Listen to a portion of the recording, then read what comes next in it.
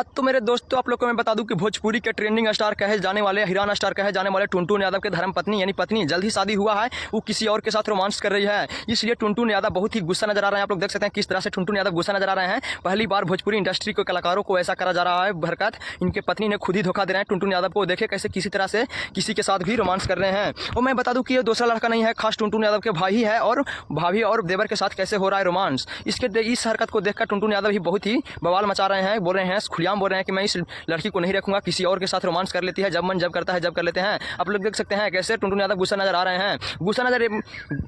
टुनटुन यादव यह भी बोल रहे हैं कि मैं इस लड़की को नहीं रखूंगा, मैं इस लड़की को पहले ही जानता था कि लड़की धोखेबाज है, बहुत ही खिलवाड़ लड़की है। टुनटुन यादव जब घर पे नहीं रहते हैं तो ये लड़की किसी के साथ भी रोमांस कर ले रही है। आप लोग देख सकते हैं, यह बात हम नहीं टुनटुन यादव बोल रहे थे एक लाइव में आकर। आप लोग देख सकते हैं यह वीडियो लेकिन एडिट करा हुआ है। टुनटुन यादव भी बोल दिए बात में लाइव आकर लास्ट में कि ये वीडियो को एडिट कर दिया है मेरा विरोधी है, जो एडिट करके बहुत ही जल्द शेयर कर रहा है। तो आप लोग भी कमेंट में बताइए क्या ये वीडियो रियल है या किसी ने एडिट कर दिया। आप लोग बताइए कमेंट में जरूर।